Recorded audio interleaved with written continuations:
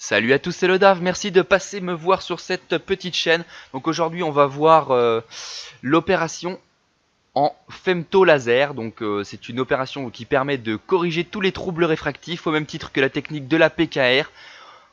Cette technique donc est réalisée avec donc un laser femto qui va nous permettre donc d'accéder à la cornée.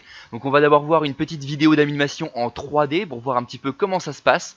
Donc cette vidéo est faite donc avec un Visumax en femto et un MEL 80 en excimer. Donc c'est des lasers de marque Zeiss, mais peu importe la marque, ça revient toujours à peu près de la même manière. Donc là en fait on voit il y a des mini impacts qui sont faits à peu près à 100 microns de profondeur et qui vont permettre la découpe d'un volet cornéen. Donc là en fait ça découpe vraiment toute la profondeur d'une lamelle, hein. Donc tous ces impacts, en gros c'est des petits impacts laser qui sont faits uniquement en profondeur.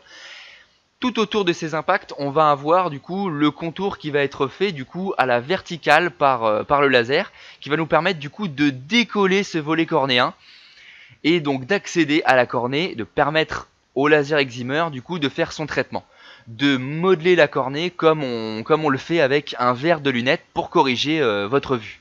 Donc cette partie-là, la partie excimer, donc le traitement en lui-même, il va pas changer si vous êtes sur une technique en PKR, en femto. Donc ça va être la même chose. Le femto, lui, ça va être vraiment sur le capot qu'on vient de voir précédemment. Donc ça c'est vraiment le traitement, donc le traitement qui est réalisé. C'est là où vous regagnez de la vue, hein, entre guillemets. L'avantage donc du femto, c'est qu'après on va pouvoir repositionner ce capot sur l'œil, ce qui va permettre d'avoir très peu du coup de gêne post-opératoire, hein. Après il se ressoude de lui-même, donc c'est vraiment très pratique quand on se fait opérer de cette manière. On peut très rapidement être bien en fait, hein. Même dans l'après-midi certains retravaillent, hein. C'est un des très gros avantages. Donc maintenant on va passer à la petite partie chirurgie live.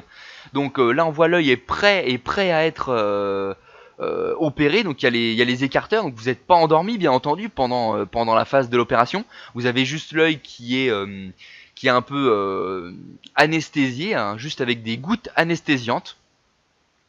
Donc là le chirurgien prépare l'œil pour l'application du laser femto, donc qui va faire ce qu'on a vu auparavant, donc réaliser le capot cornéen.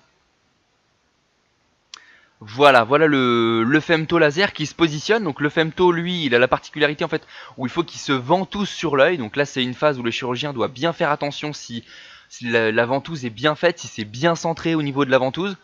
Donc là on voit l'œil au fond, donc il va être du coup opéré, hein. Là c'est vraiment le laser qui fait une succion sur l'œil, et après il va y avoir les impacts qui vont arriver par dessus. Donc là le chirurgien est encore en train de vérifier, voilà, il positionne le laser et c'est parti pour le traitement, donc comme la petite vidéo qu'on a vue auparavant.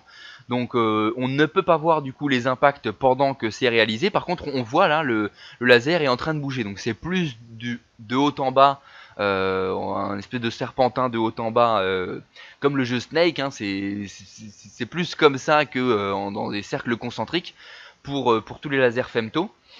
Mais c'est le même principe, hein. C'est des impacts qui sont réalisés en profondeur qui vont nous permettre de découper du coup un capot cornéen qui est parfaitement égal partout, hein.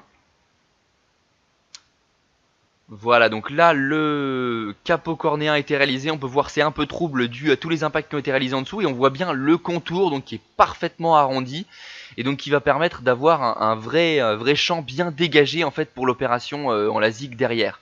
Voilà, des fois avec les LASIK mécaniques c'était un peu plus compliqué, on n'avait pas forcément ce magnifique cercle comme on a là. Donc là vous voyez il a passé une petite pièce à main en fait en dessous très facilement, très facilement en dessous de cette petite couche de cornée qui est dégagée. Donc là il nettoie, il prépare du coup à la chirurgie au laser. Donc on l'a vu, hein, c'est vraiment, il n'a pas du tout besoin de forcer en fait, hein. Il passe juste sa petite pièce à main en dessous et il tire la cornée en fait vers le bas, là où en fait elle est encore attachée au reste de l'œil. Donc on voit il y a quelques petits impacts de sang, donc ça faut jamais s'en inquiéter sur les vidéos. Il y a certaines vidéos des fois qui sont plus impressionnantes, où on voit plus de sang, on se dit mince, qu'est-ce qui se passe? En fait c'est juste des petits vaisseaux qui sont à la surface de l'œil qui éclatent, donc aucun souci à se faire par rapport à ça. Donc là vous voyez, pas besoin de déplacer le patient, en fait on a le laser excimer qui vient en fait sur l'œil du patient et qui va venir réaliser la chirurgie en elle-même. Donc le modelage, comme on l'a vu tout à l'heure, tous les impacts, les mini impacts qui vont permettre de modeler la surface de l'œil pour du coup changer son pouvoir réfractif et du coup vous corriger vos problèmes de vue.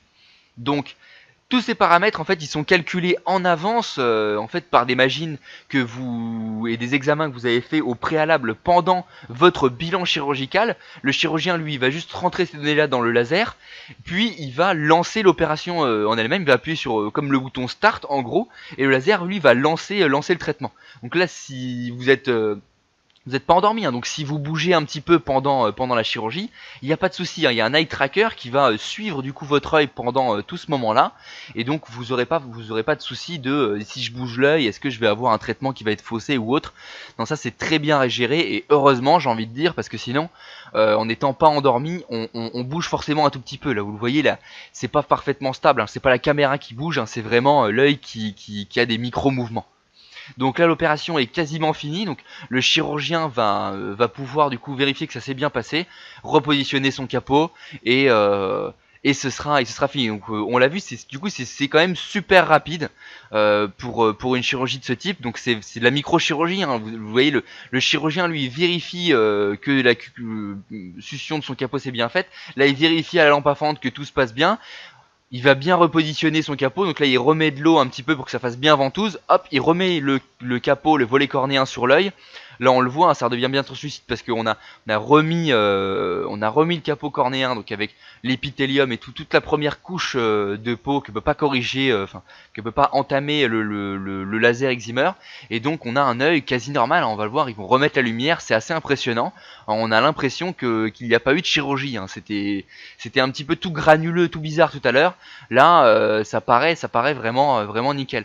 Donc là vous avez déjà des résultats en fait. Techniquement vous pouvez déjà quasiment voir le résultat de votre opération, pas définitif du tout, hein, mais vous pouvez déjà voir une amélioration tout de suite. Là il regarde bien le chirurgien que le capot est bien positionné sur les bords, hein, qu'il ne chevauche pas le reste de l'œil. Ça se ventouse parfaitement tout seul, pas besoin de mettre de point de suture. Donc c'est vraiment très pratique. Voilà, il peut pas y avoir l'inquiétude du style et si je ferme en fermant mon œil, est-ce que je peux décoller le capot ou autre? Non, il n'y a pas de souci, il reste bien ventousé. Et ben merci beaucoup pour avoir suivi cette vidéo jusqu'au bout. Merci beaucoup. N'hésitez pas à mettre un like si vous avez aimé, à vous abonner à la chaîne.